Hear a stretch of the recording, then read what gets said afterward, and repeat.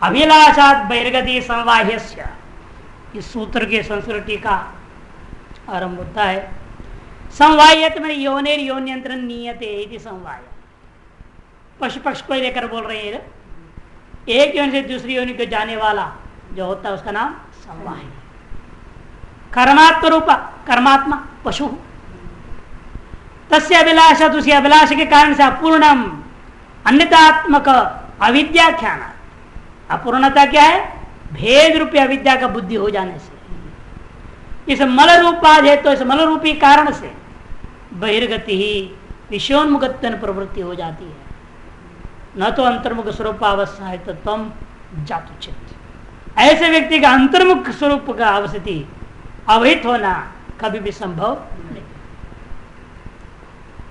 यद विद्यावृततया विकल्प वियोगतः शिवादीनैव झटिति समुद्भावयते अखिलान्। शिवादि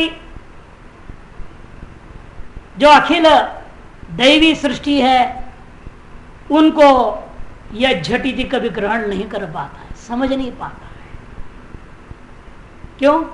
यद अविद्या आवृत होती है, अविद्या से आवृत होने के कारण से विकल्प विधि योगतः, और विकल्प का विधि का योग होने से भी यह शिवादियों को सम्यक प्रकार से अनुभव नहीं कर पाता, किंतु माया से धरणी तक ही रहता है।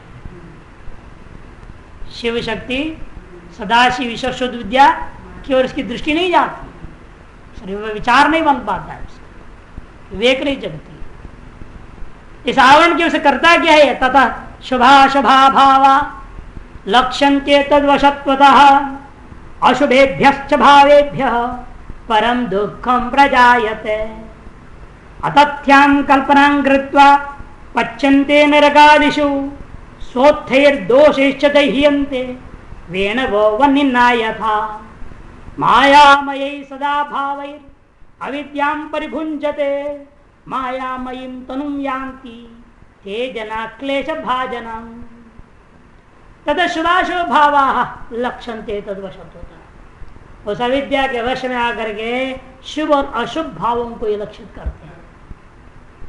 अशुभोभ्यो भावेभ्यो, अशुभ भावों से हमेशा दुख को प्राप्त करते हैं। अतथ्याम कल्पना कृत्वा, अतथ्य में सत्यत्व की कल्पना करके पच्यन्ते नरकाशु, नरकादियों में यह भोग कर दे। जैसे उसी प्रकार बांस अपने ही आपस में रगड़ जाते हैं और आग निकलता है, जंगल का जंगल भस्म हो जाता है। वेणवो वह्निनायता स्वोत्तीर्दोषेर, स्वयं से उत्पन्न दोष से जल के नष्ट हो जाते हैं। इसी प्रकार हम लोग अपने ही अविद्या के कारण से किए हुए पाप कर्म रूपी दोष की वजह से स्वयं को हम लोग नाश कर ले रहे हैं। मायामयी सदा भावैर अविद्याम परिभुंजते, मायामय भावों के द्वारा ये सदा अविद्या का ही भोग करता है। अतएव यह मायामयी शरीर को प्राप्त करके यह लोग विभिन्न प्रकार क्लेशों का ही भोगी होते हैं। इस विषय में पंचदशीकार ने बहुत सुंदर कहा है। उसके श्लोक के अवतरण का से पहले देखिए, बहुत सुंदर बात कह रहे हैं। यदा साधक जन चमत्कार रूप तुर्यात्मिका दशातः शरेन्द्रियेषु क्षण भंगुर वस्तुषु प्रच्युतो भवति। यदि आप साधक होते हुए चमत्कार रूप तुर्यात्मक दशा से नीचे गिर जाते हैं, शरीर इंद्रियादियों के विषय में क्षण भंगुर वस्तुओं में मोहित होकर इसके ओर प्रवृत्त होते हैं, तो अपने स्वरूप से आप प्रच्युत हो जाएंगे। तेषु तादात्म्य मिथ्या अध्यासेन, उन्हीं विषयों में आप तादात्म्य भाव हो जाते हैं। मेरा बेटा ने मई बेटा, बेटा कुछ हो तो मई मर गया, ऐसा लोग व्यवहार करते हैं। उसने मिथ्या तादात्म्य अध्यास कर लिया। तादात्म्य मिथ्या अध्यास के कारण से अहम ममात्मक अभिमान करोति, अहम ममात्मक अभिमान करते हुए तदा अपूर्ण मन्यता रूपया, अपूर्णम अन्यता रूपया अनया अभिलाष, अपूर्णम में और अन्यता भेद भी है, ऐसे भेद विशिष्ट इस अभिलाषा के द्वारा जन्म जन्मांतरेश भ्रमणशील कर्मात्मन पशो केवलया बहिर्गतरेव भवति, उनका केवल बहिर्गति होती रहती है। जैसे वेदांत में कहते हैं ना, जो शास्त्रीय कर्म और उपासना आदि करता है वो उत्तरायण मार्ग से जाएगा, केवल शास्त्रीय कर्म करेगा दक्षिणायन मार्ग से जाएगा। जो शास्त्रीय कर्म करता ही नहीं, करता है तो गलत सलत करता है, उल्टा सीधा करता है, या शास्त्रीय कर्म में लगा रहता है, उसका क्या होता है? जायस्व मृयस्व, यही जन्मो यही मरो, तीसरा मार्ग होता है। वही बोल रहे हैं, ऐसा तीसरे मार्ग के अधिकारी हो जाएंगे। इस विद्यारण्य मुनि अपने प्रथम प्रकरण में ही कहते हैं, कुर्वते कर्म भोगाय कर्मं कर्तुंच भुंजते नद्या कीटैवावर्ताद् आवर्तान्तरमाशुते व्रजन्तो जन्मनो जन्म लभन्ते नैव निर्वृतिम।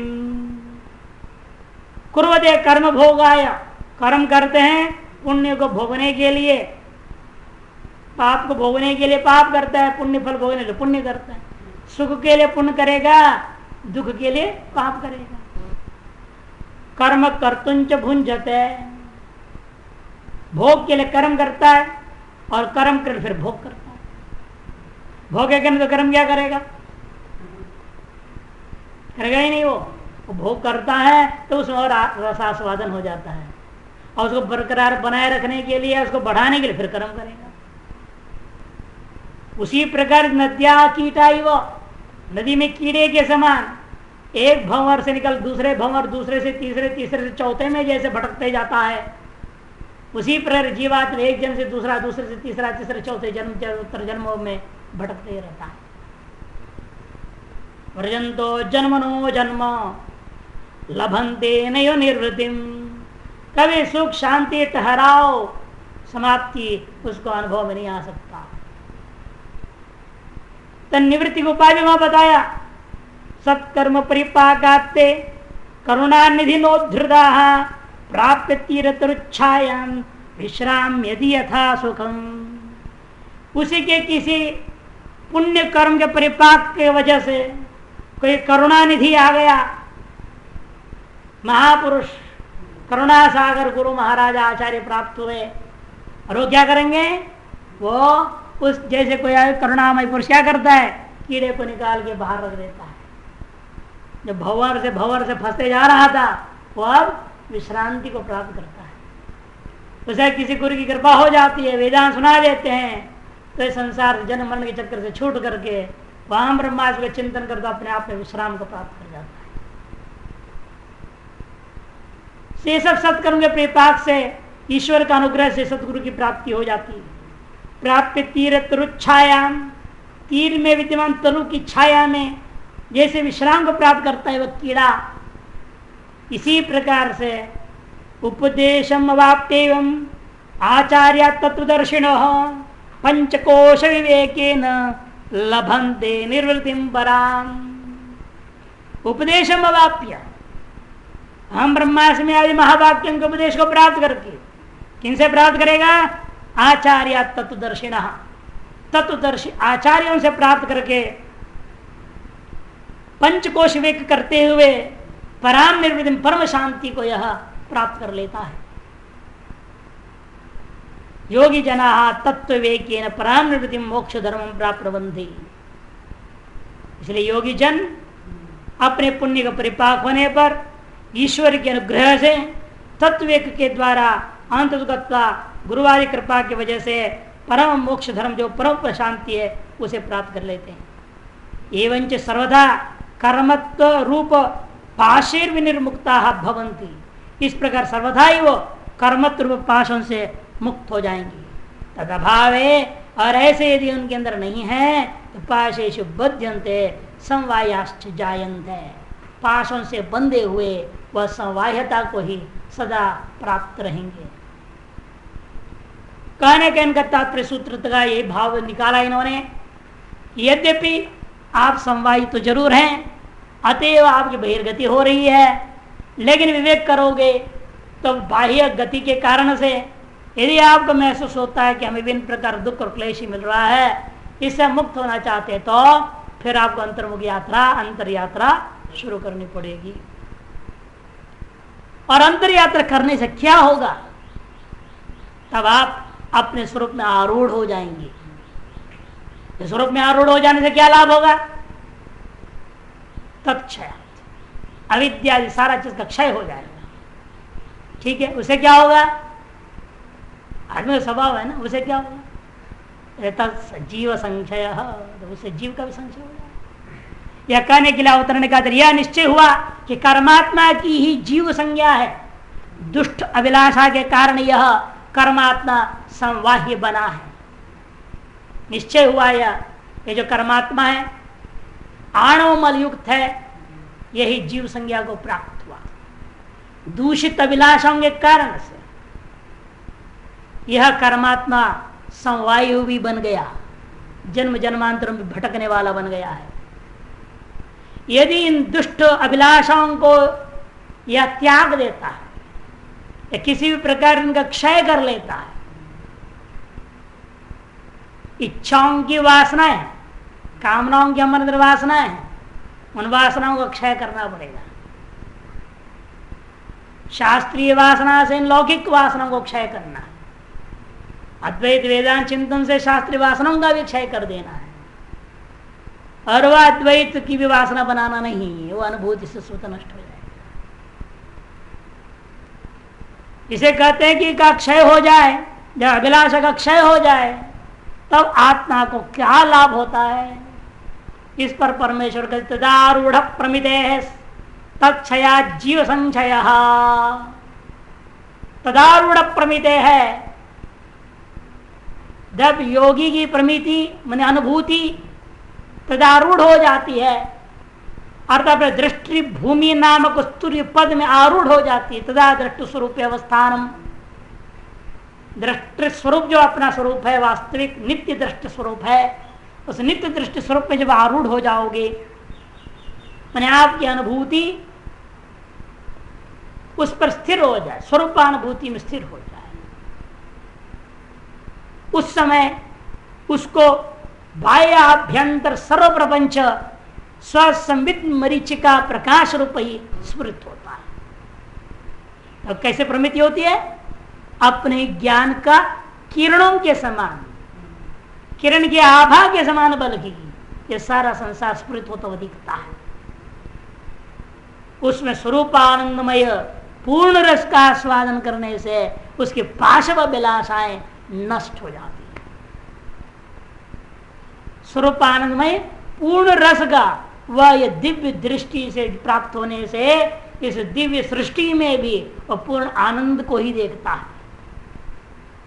क्षुद्र आनंदों का स्वतः ही त्याग हो जाएगा।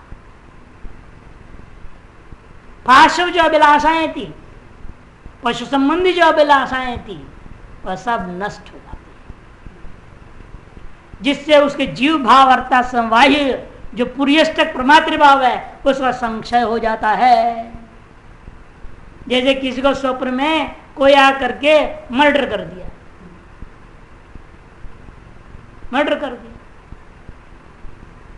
मर्डर किया हुआ जीवात्मा स्वप्न में मरने के बाद ये कह रहा है हम तो राय से बदला लेके रहेंगे, हम तुमको मारेंगे, और योजना बना रहा है स्वप्न में ही। एक शरीर तो मर गया और दूसरा लेकर योजना बना रहा अगले को मारने का। इतने में स्वप्न टूट गया, और जो मारा था स्वप्न में वही बंदा सामने दिख रहा है। तब क्या उसको अगले को मार डालेगा? कहेगा तुमने मेरे को स्वप्न में मर्डर किया था, मैं तेरे को मार दूंगा।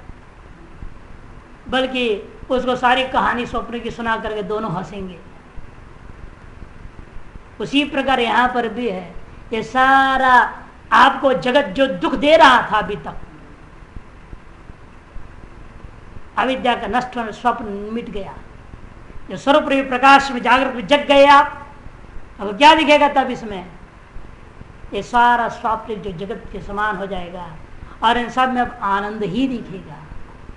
जो भी द्वेष आदि थे सब निवृत्त हो गए। उसने दूसरे शब्दों से कहा उसकी सारी अभिलाषा नष्ट हो जाती है, उसकी जीव भाव और संवाह्यता जो थी जो पूर्यष्टक का प्रमातृभाव था उसका भी संशय हो जाता है, उसे सब चिन्ह मात्र रूप ही स्फुरित हो जाता। अभिलाषा जब उदित होती है तब उसकी दो कोटियां होती है। जब भी कोई अभिलाषा उदित होती है उसका दो स्वरूप है, पूर्वा और परा। पर स्वरूप ही खतरनाक, वो बहिर्मुख कर देता है। परा कोटि में अभिलाषा अभिव्यक्त होकर समवाय के बहिर्गति का कारण बनती है, और अभिलाषा की पूर्व कोटि जो है वह दृष्टा की भूमि में है, वो अभी अंदर है ना, वो वहीं पर खत्म कर दो उसको, उसके पराकोटि में आने ही मत दो। अंदर में दृष्टि भूमि में पहले संकल्प अंदर होता है ना, इच्छा अंदर जगती है, सूक्ष्म रूप है, अभी अभिव्यक्त नहीं हुआ बाहर, उसी दिशा में उसको खत्म कर दो। अभिव्यक्त हो जाएगा फिर उसके चक्कर में आपको दौड़ना पड़ेगा। इसे कहते हैं कि वो तो दृष्टा की भूमि में है। इसे परमार्थ वेत्ता जो योगी है उसको क्या करना चाहिए, उसी समय सावधान होना चाहिए। जैसे कोई इच्छा जगी तुरंत सावधान हो जाए, जैसे पहले है ना मनोराज्य जैसा जगह तुरंत सावधान हो जाए। वहीं से समाप्त नहीं किया, एक बार बह गए उसमें तो बह गए, फिर क्या फायदा है। साधक वही है, परमार्थ वेत्ता योगी मुक्षु वही माना जाएगा जो इतना तो सावधान है, उसे इतना तो पता है मेरी वृत्ति कहाँ जा रही, क्या कर रही है। ये जागरूकता नहीं है तो साधक ही नहीं, तो सामान्य पशु अन्य मनुष्य में समान हो गई है। उसको पता ही नहीं क्या वृत्ति आ रही, क्या जा रही, क्या हो रहा है। वो तो सामाजिक व्यवहार व्यवस्था और व्यवहार में बेचारा पिसा जा रहा है, भगदड़ में पड़ा हुआ है।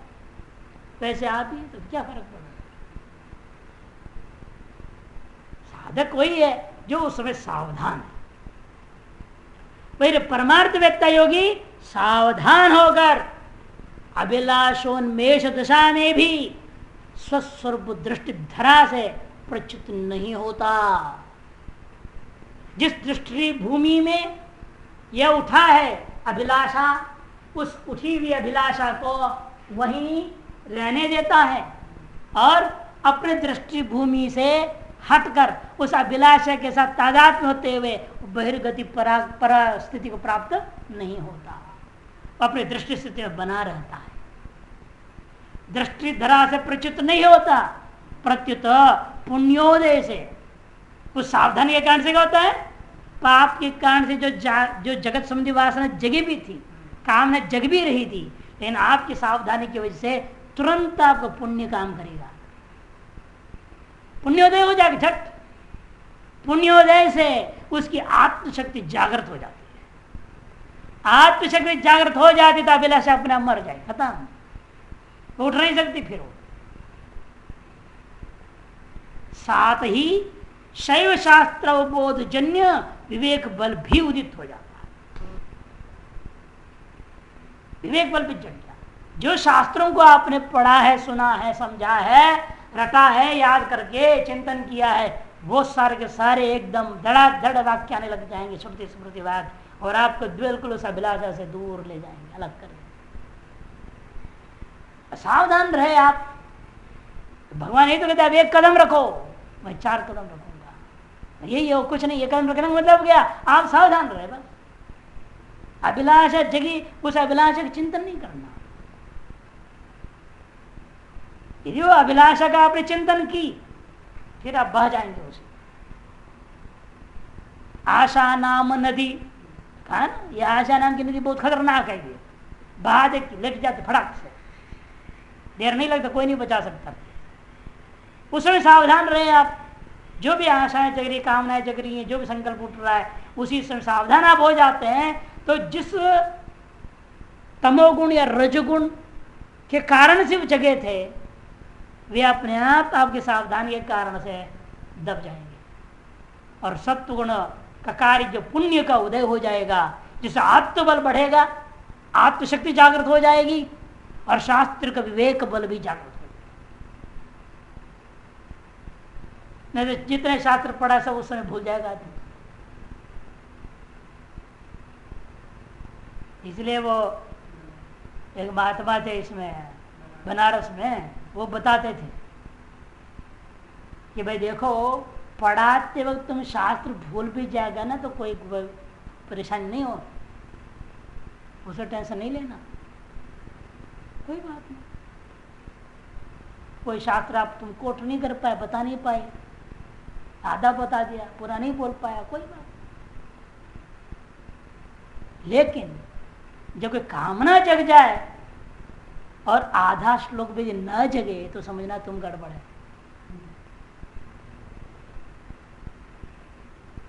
तुम्हारा गड़बड़ी हो, अभ्यास, शास्त्र अभ्यास अधिक की अपेक्षा है।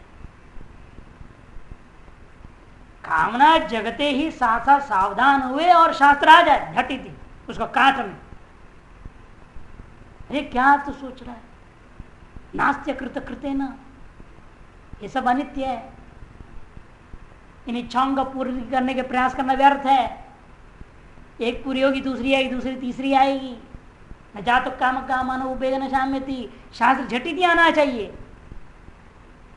अरे हम सावधान हैं तो जरूर आएगी। यही कहते शैव शास्त्र बोलो, कोई शास्त्र जिस शास्त्र का अभ्यास किया आपने वो शास्त्र आना चाहिए। शैव शास्त्र बोधजन्य विवेक बल भी उदित हो जाता है, जिस जगह दृष्टि धराधिरूढ़ प्रबुद्ध प्रमात्र भाव में विराजमान रहता है, पशु भाव में नहीं आता। फिर कामना की वजह से, अभिलाषा की वजह से संवाह्यता को प्राप्त नहीं करेगा, किंतु विवेक जागृत हो जाने की वजह से अपने दृष्टि धराधिरूढ़ प्रबुद्ध प्रमात्र भाव में रहेगा। उस प्रमाता की प्रमिति स्वात्म समिच्छिदानंद समय अनुभूति की होती है। इसी को यहां तदारूढ़ प्रमिति कहा। उस प्रमाता की प्रमिति स्वात्म समिच्छिदानंद समय अनुभूति ही होती है। तुरंत अपनी रसा चिदानंद रसमय आनंदानुभूति में पहुंच जाएगा, तुरंत अपने स्वरूप आनंद में पहुंच जाएगा, झटित और कामना वहीं खत्म हो जाती। ये अभ्यास लगातार करते यह योगी, यह प्रमाता तदारूढ़ प्रमिति, इन शब्दों से इसकी स्थिति को बताया गया इस सूत्र में। इस दशा में सभी अभिलाष स्वयं गल जाते, सारी अभिलाषाएं क्या हो जाएंगी, स्वयं गल जाएंगी। ऐसे परमानंद मिल गया, अब छोटी मोटी इच्छाओं से होने वाले आनंद को कौन चाहेगा फिर। सर्वतः संप्लुतोदके, गीता में क्या कहा, जब अनुभव में आ जाता है उसको परमानंदता की, एक शुद्ध आनंदों की अपेक्षा उसको नहीं रहेगा।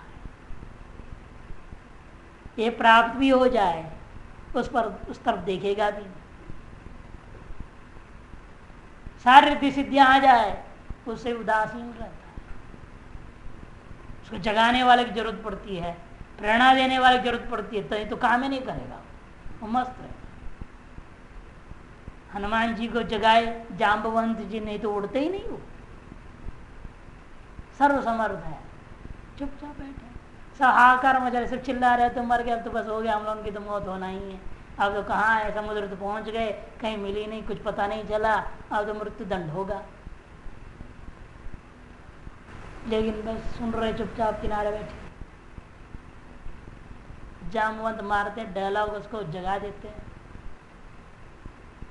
तब एकदम विकराल रूप लेकर के काम करते। वैसे सिद्ध योगियों का इतना आसान नहीं उनसे कोई प्रवृत्ति करा दे, जगाए ऐसे कोई वास्तविक, कोई जिज्ञासु, मुमुक्षु, वास्तविक दुखी, जिनका उनके माध्यम से कल्याण होना ही है, तभी उन्हें प्रवृत्ति आए, नहीं तो नहीं आए। बड़े बड़े लोग कोशिश करते हैं ना, जब महापुरुषों के बाद देखो कोशिश करते हैं लोग, लेकिन प्रवृत्ति नहीं। महाराज जी को जबरदस्ती मंडल स्वरूप बना दिया, जबरदस्ती पकड़ करके बिठा दिया, बैठो। भंडारे में गए हम लोग, 98 को मेला की बात है, भंडारे में गए स्वामी जी के साथ, हम भी रामान जी के साथ गए, तो कहा जा रहे भंडारे, आप भी चलो, चलो चल दिया, हम भी वहाँ गए। पंगत में बैठने के लिए महाराज इधर इधर आई, पकड़ लिया, सीधा अंदर कमरे में ले गए, बीच में गद्दी लगी हुई, वो निकला सारे मस्त माला पहना, फटाफट देर मत करने तो उठ के भागी गई। थोड़े स्वीकार करेंगे तब भी, और वो दिन शाम को मना त्याग कि दुनिया ऐसी है, उस स्थिति वालों को भी नीचे लाना चाहती है। कहते तुम भी हमारे बराबर रहो, तुम गाय को उड़ रहा है। हमारे गुरुजी गाना गाते ना भजन, उड़ रहा है हंस मेरा उड़ रहा है। हम तो हंस से उड़ रहे हैं, चिदानंद गगन में उड़ रहा है, चिरकाल से उड़ रहा है हंस मेरा उड़ रहा है। चिदानंद नाम की गगन में ऐसे वैसे नहीं उड़ रहा है दूसरे पक्षी जैसे, चिदानंद रूपी आकाश में तो उड़ रहा है। अब उसको तुम पकड़ के लाना चाहते हो संसार आकाश में, ऐसे कैसे होगा? वो कभी नहीं मानता। वही कहते हैं कि कर्मात्मा कभी का भी संशय हो जाता है, इसलिए अभिलाषाओं के गल जाते ही अभिलाषोन्मेष होता ही नहीं, अभिलाषा का उन्मेष भी नहीं होता। अभिलाषा क्षय से जीव संचय कर्मात्मा का भी संशय हो जाता है।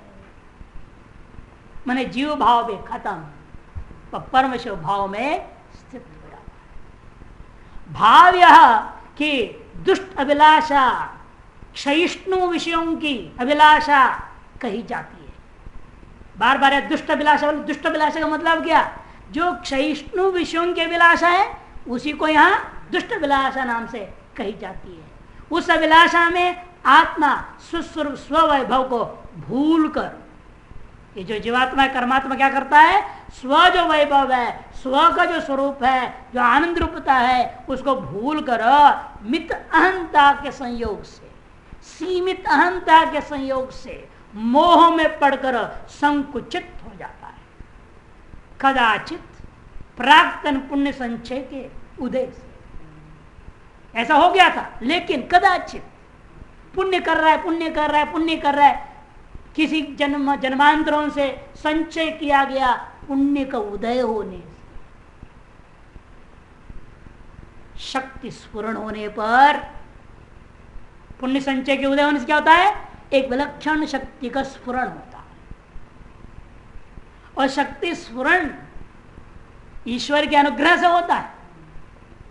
अब आजकल क्या है, ईश्वर के अनुग्रह से होता दिखता तो है ही नहीं, तो किसी के पास जाएंगे तो हमारा शक्ति संचालन करो, स्मरण करो भाई, शक्तिपात करो, दीक्षा दो, हाथ पकड़ के हाथ जोड़ के प्रार्थना करते हैं, तुम हमारा बटन दबा ताकि पंखा चल पड़े, कुछ होवे इसके अंदर लगे रहते। जब तक पुण्य का संचय आपका अपना नहीं हुआ, कोई अपनी शक्ति से टेम्पररी तुम्हारा शक्ति का उदय भी करा दे, कुछ देर क्षण के अनुभव भी करा देता है, लेकिन टिकता नहीं।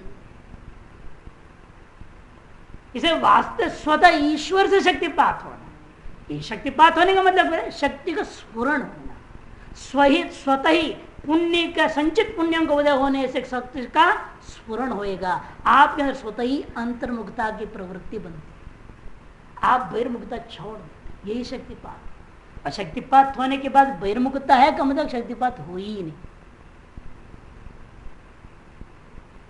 प्रार्थना वशात किंचित व्यवहार हो गया, ठीक है, बार बार भाष्यकार कहते वेदांत के ब्रह्मानुभूति के बाद भी जीवन मुक्त का भी थोड़ा बहिर्व्यवहार होता ही है। खाएगा पिएगा सोएगा बोलेगा पढ़ाएगा वढ़ाएगा, जो भी है उसका प्रार्थ में जैसा भी थोड़ा बहुत होएगा उससे, लेकिन ज्यादा बहिर्मुख नहीं होता। शरीर स्थिति मात्र के लिए, शरीर का स्थिति मात्र के लिए आवश्यक न्यूनतम प्रवृत्ति वो प्रारकर्माधीन होकर होता है। भाग्य सब झटित अंतर्मुख हो जाता है। आंख खुला है तो बैठा है तो भी अंतर्मुख है, ये नहीं आंख खुला है तो अंतर्मुख नहीं है, बैठा। और जब पता नहीं कौन है कौन गया क्या, और कुछ भी तो अपनी दूसरी दुनिया में है, वो अपनी स्वरूपता दुनिया में चला, तो वो शक्ति स्फुरण से होता है। आगे और समझाएंगे, देखिए उसे अपने मोह का अनुभव होता है। जब शक्ति स्फुरण होता है सबसे पहले क्या आपको अनुभव होता है? आपको स्पष्ट दिखाई देगा, अरे मेरा मोह जाल क्या है, क्या मोह हो रखा है मेरे को, कैसे मैं हम का जाल में पड़ा हूं। वो आपको अपना ही जाल दिखाई देता, अपना ही मोह जाल आपको स्पष्ट दिखता रहे, मैं अलग हूं, ये मेरा मोह जाल है, इससे मेरे को दूर होना है। शक्तिपात हुई का मतलब आपको अपना मोह जाल स्पष्ट दिखना चाहिए, कितना मैं पानी में हूं, कितना मैं कीचड़ में हूं। यह नहीं दिख रहा है, यह विवेक नहीं जग रही है, अनुभव में नहीं आ रहा है, मन शक्तिपात बेवकूफी है, कुछ नहीं, वो शक्तिपात नहीं हुआ। शक्ति स्फुरण होने का मतलब ही यह है, ये सावधानी हो गई आपके अंदर और आपको विवेक जग रहा है, ये मोह है और इससे मुझे अलग होना है। ये शुद्ध जल का मार्ग है, ये कीचड़ का मार्ग है, ये समझ में आनी चाहिए। और उसकी विवेक मार्ग में आप चले गए, शुद्ध जल मार्ग में चली, कीचड़ में क्यों पैर रखे। प्रक्षालनादि पंक से दूराद स्पर्शनम वरम, कीचड़ में पैर रखो और उसे फिर कीचड़ से धोगे क्या फायदा। मोह जाल पहचान में आनी चाहिए, कहां कहां मैं मोह जाल में फंस रहा हूं, यह समझ में आना ही शक्तिपात का प्रथम फल। उसे अपने मोह का अनुभव होता है, तब शक्तिपात के प्रभाव से और शैव शास्त्र के अनुसार विवेक परायण होकर जब दृष्टि भूमि में अधरूढ़ हो जाता है। आ गया ना। नेक्स्ट फल क्या है, वो शक्तिपात का अगला फल क्या हुआ, पहले विवेक जग गया, मोह समझ में आ गई, कीचड़ को आपने दूर कर दी, शुद्ध मार्ग में चल पड़े। वो मार्ग कौन सा है, वो समझा है शैव शास्त्र के अनुसार विवेक परायण। आप शैव शास्त्र को, मोक्ष शास्त्र को, वेदांत को एक ही चीज, साथ कोई फर्क नहीं पड़ता। एक में अद्वितीय कथन करने वाला कोई भी शास्त्र है, कल्याण परक शास्त्र, मोक्ष शास्त्र, शिव का मतलब कल्याण मोक्ष, उस शास्त्र के अभ्यास में अनुसार विवेक परायण होकर आप क्या होंगे, जब धीरे धीरे अपना दृष्टि भूमि में अधिरूढ़ हो जाता है। जब दृष्टि नहीं दृष्टि दृष्टि पूर्वक विद्यते, और नित्य दृष्टि शक्ति स्वरूप में वो आरूढ़ हो जाता है, तब क्या होगा, तब और उसकी संवित्त अनुभूति भी उसी चिन्मयी भूमि में प्ररूढ़ हो जाती है। तब उसका जो भी समय शक्ति वृत्तियां हो रही थी, ये सारी वृत्ति ब्रह्माकार हो गई, स्वरूपाकार वृत्तियां हो जाए, विषयाकार वृत्ति नाम का चीज समाप्त हो गया। जो भी वृत्ति स्फुरित होगा वह ब्रह्माकार स्वरूपाकार वृत्ति, संविदाकार वृत्ति होगा, उसके अलावा कोई दूसरा है ही नहीं। जब एक में अद्वितीय दूसरा है ही नहीं, तो दूसरे की वृत्ति कहां से बनना। यदि उस प्रबुद्ध योगी के अंतःकरण से वृत्ति निकलती भी है, वह वृत्ति स्वरूपाकार ही होगी। जैसा अमावस्या का दृष्टांत हम देते हैं ना, जो भी प्रतिफलन होगा चंद्रमा से कहां जाएगा, वापस सूर्य में ही जाएगा। सूर्य से निकला, प्रतिफलन हुआ, सूर्य में ही चला गया। तो चैतन्य का एक किंचित आभास यदि पड़ भी जाए अंतःकरण में, उस आभास से प्रतिफलन जो निकलेगा वह जगत की ओर नहीं जाता, स्वरूप में ही परिणत होगा। तब खेचरी आदि उद्धारक शक्तियां, अब वे जो पहले आपके बंधन करने वाली शक्तियां थी, वे बदल करके मोचक शक्तियां बन जाएगी। उद्धारक शक्तियां पशुत्व के विपरीत भाव से कंचुक से लेकर तन्मात्र पर्यंत भार भीतर सबको स्वसमित किरण के विस्फार रूप में प्रकाशित कर देती है। तो सारी शक्ति जो पहले आपके पुष्प भाव काल में कंचुक आदियों में बांध करके पशपाश में डाल करके बहिर्मुख कर जनमन के चक्र में फंसा दे रहे थे, वे ही शक्तियां अब आपकी उद्धारक शक्तियां बन जाती हैं। सारी शक्तियां अपने आप आपको समस्त जगत को चैतन्य रूपेण प्रकाशित करने लगती है। पशुत्व के विपरीत आ गया ना भाव से, कंचुक से लेकर तन्मात्र पर्यंत जो पाश था, उसके बाहर भीतर सबको कैसे अनुभव करा रहा है, वो स्वसमित किरण के विस्फार रूप में प्रकाशित कर, और देख अपने स्वरूप का किरण के समान, सूर्य के किरण के समान आप जैसे देख रहे प्रकाश को, वैसे अपने स्वरूप के किरण के समान किरण सारा जगत को अनुभव करते हैं। उस दशा में योगी सर्वत्र स्वरूप आनंदमय रस का ही आस्वादन करता हुआ संसरण हेतु तो पाश अभिलाषाओं का त्याग कर देता है। तब त्याग सदा के लिए हो जाता है। पहले तो जान के त्याग किए हैं, कोशिश से त्याग कर रहे हैं, हर अभिलाषा को दबाने की कोशिश करते हुए विवेकादि के द्वारा, और अब स्वतः ही त्याग हो जाता है। पाशव अभिलाषाओं का माने पशु संबंधी पाशव अभिलाषाओं का त्याग कर देता है। उसी समय संवाह्य आत्मा जो जीव पुर्यष्टक है इसका भी प्रशम हो जाता है। क्या अविद्या नष्ट हो गई? जब अविद्या नष्ट होगी, स्वरूप में स्थित हो गए, अब संवाह्यता जो कर्मात्मा बोला जाता, जीवात्मा कहते थे, जो भ्रमण करता था, भटकता था, वो जो परिच्छिन्नता थी, अपूर्णता थी, वह अपने आप समाप्त हो जाती। इसी को जीव संक्षय शब्द से कहा। तत्क्षयात माने अभिलाषा क्षयात जीव संक्षय। ये इसकी संस्कृत टीका भी बड़ा सुंदर है, देखिए। तदारूढ़ प्रमिते तत्क्षया जीव संक्षय तस्मिन में तुरी पदे आरूढ़ा, तदारूढ़ में सप्ती तत्पुरुष समास है, तस्मिन आरूढ़ा इति तदारूढ़ा, तद मने तस्मिन तुरीय पदे आरूढ़ा तद विमर्श परा प्रमिति संवित यस्य योगिना, जिस योगी का संवित ऐसी हो जाती है, तस्य अभिलाषा क्षयाद इति तत्क्षयात, उसके अभिलाषाओं का नाश हो जाने से जीव संशय, जो जीव भाव थी, संवाह्यता की भाव थी, कर्मात्म भाव था, पशु भाव था, उसका पुर्यष्टक आदि प्रमात्र भाव जो थी वह संशय प्रशम संजायते चिन्मात्रमयत ये स्फुरति सहित्यर्थः। वह योगी अपने चिन्ह मात्र चिन्मय रूपता का ही अनुभव करता है। यदा तो पारमेश शक्ति पात वशोन्मिषितम स्वम स्वभाव में विमृशति तदा। यह कब होता योगी में? जब उस पारमेश शक्तिपात, पहले आया था, बता चुका था विचार, है ना, परमेश्वर का ही कृपा से पारमेश्वरी शक्ति का ही इस शरीर में स्फुरित हो जाना ही पारमेश शक्तिपात शब्द से कहा जाता है। कोई व्यक्ति नहीं करेगा, ये जो होता है परमेश्वर से ही, परमेश्वर का ही अनुग्रह शक्ति। जब वो हम लोगों में इतनी पुण्य नहीं है, वो नहीं हो पाता है, तो वहां तक पहुंचने के लिए, स्थिति को पाने के लिए हम लौकिक आदमी को पकड़ते हैं। तुम थोड़ा पुशअप करो, तब फिर भगवान की भी कृपा हो जाए, थोड़ा और पुशअप हो जाए।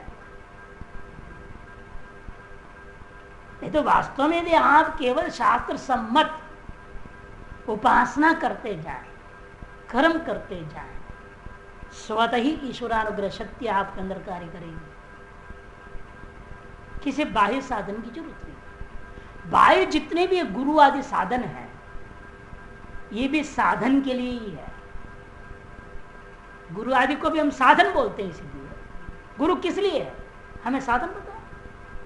ये तुम उपासना करो, ये तुम कर्म करो, जो भी है, यानी कि हम तुमको पहुंचा देंगे। ये झूठी डायलॉग क्यों मारते हैं ये लोग, समझ में नहीं आता। ये गुरु लोगों का झूठा डायलॉग ठीक नहीं, इन चक्कर में नहीं आना चाहिए। जो कहते हैं उनको मुक्ति दे देंगे, 4 दिन में कर देंगे, 2 घंटे में कर देंगे, ये सब चोर है, ठग, इनसे बच के रहना चाहिए।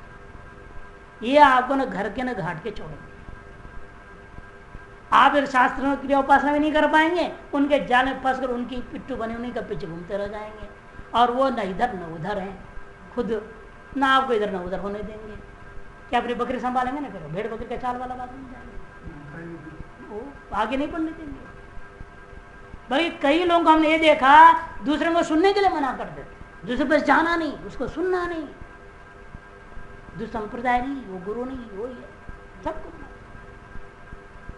कहीं पोल पुट्टी न खुल जाए हमारी, उनको डर रहता है कि दूसरे पास चला जाएगा, दूसरे का सत्संग सुन लेगा, जरा गड़बड़ हो जाएगा, या हमें छोड़ देगा।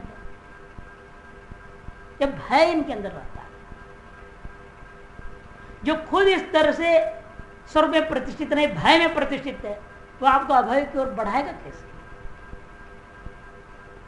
इसलिए हमने बनारस के वही संत मिले जो कृष्णानंद व्रत जी महाराज गुरु जी, किसी को चेड़ा ही नहीं बनाते। अगर चेड़ा बनाने का मतलब गड़बड़ है। हाँ, परम विरक्त संत, गुरुजी गुरुजी बोलते थे हम लोगों को। कभी उनके उनसे ही प्रेरणा मिली हमें, छेड़ा नहीं बनाना, क्या कुछ भी हो जाए।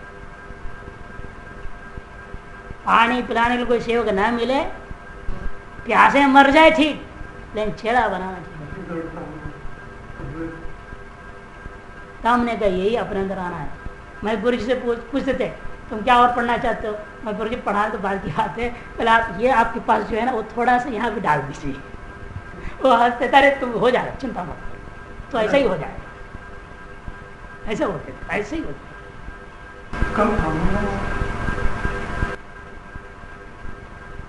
जो अद्वैत सिद्धि पढ़ाते थे, एक बार ऐसे प्रसंग हुआ, उसके बाद पाठ के बाद सब लोग चले गए, हम बैठे रहे।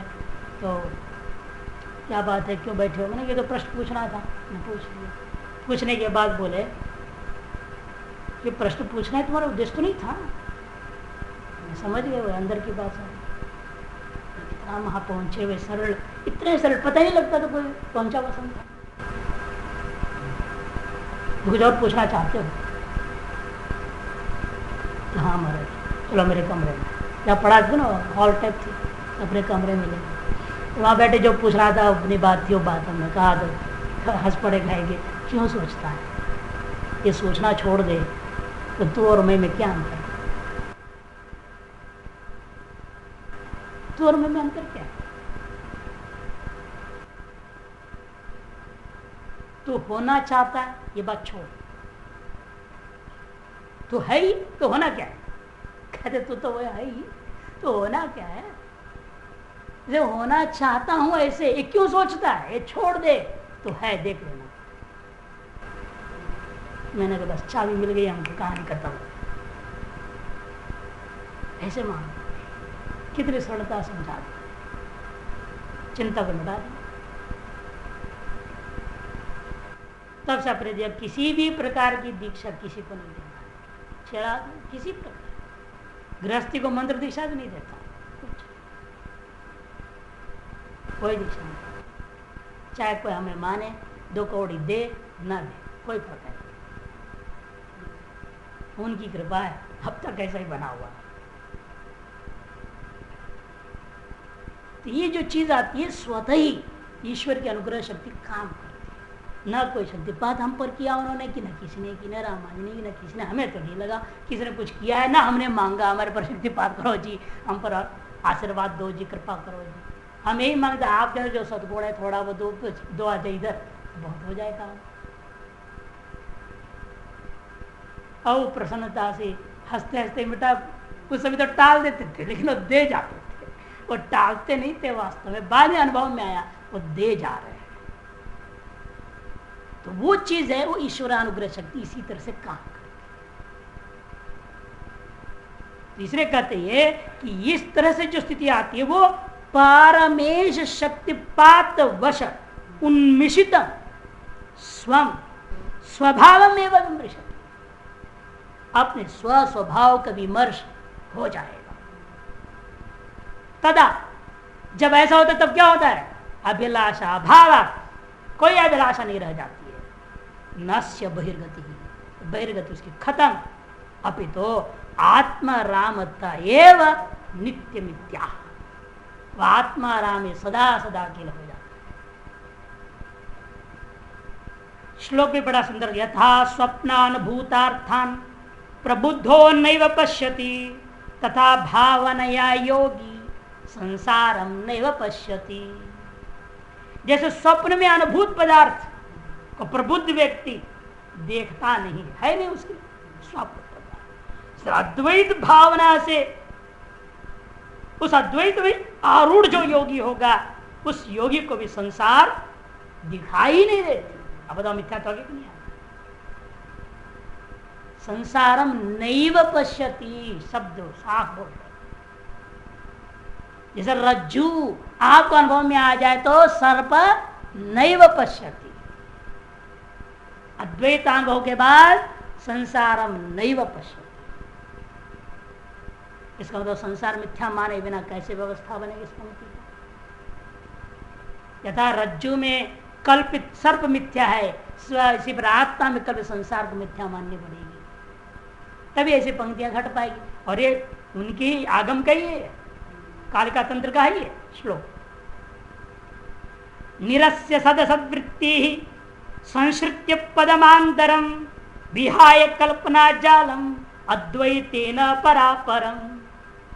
कैसे करना है, भावना कैसी करनी है, अद्वैत भावना वो बता रहे प्रक्रिया। निरस्य सदसद वृत्ति, सद और असद जो भी वृत्तियां आ रही है बाहर, अच्छी वृत्तियां जो बुरी वृत्तियां वे सारे वृत्तियों को छोड़ दो। अच्छी वृत्तियों के प्रति आसक्ति करना भी गलत है, तभी आप बहिर्मुखी रह जाओगे। अच्छी वृत्तियों का भी बुरी वृत्तियों को भी निरस्य संश्रित्य पदमांतरम, अपने आंतर जो पद है उसमें आश्रय कर जाओ। विहाय कल्पना, ये अंदर जाते क्या होता है, मनोराज्य चलता है, कभी वो भी नहीं।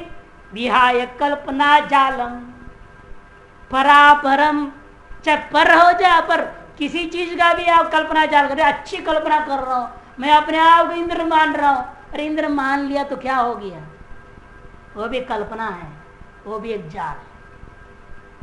अच्छी कल्पना भी एक जाल है, बुरी कल्पना भी जाल है। चाहे सांसारिक विषय हो चाहे दैवी विषय हो, पर या अपर किसी भी प्रकार के कल्पना जाल को त्याग करके अद्वैतेन यह स्वात्म निरतो नित्यम कालग्रासैक तत्परः कैवल्य पद भाग योगी स निर्वाण पदम लभे। कहते यह स्वात्म निरत हो, ऐसा अद्वैतेन अद्वैत भावना के द्वारा जो अपनी आत्मा में ही निरत हो गया, नित्य ही निरत हुआ। ये नहीं कुछ घंटों के लिए, कुछ मिनटों के लिए या कुछ समय के लिए ना, नित्य कालग्रासैक तत्पर, कालग्रासैक तत्पर। और वह इंतजार किसका करना है, अभी इस शरीर काल ग्रास हो जाए बस, विधेय मुक्ति के लिए वह इंतजार करता हुआ तत्पर अपने स्वरूप पर ही रहता है। कैवल्य पद भाग योगी, ऐसा योगी ही कैवल्य पद के भागी होता है, वह निर्वाण पद को, मोक्ष को लभे प्राप्त करता है। इंद्र तन्मात्रा भी असंवाह्य इत्यर्थ। कहने का मतलब कैवल्य प्राप्त क्या मतलब क्या, अब पुनः इंद्रिय और तन्मात्रा आदियों के साथ मिलकर के दोबारा जन्म जन्मांतर में जाने का नहीं, ये इसका तात्पर्य।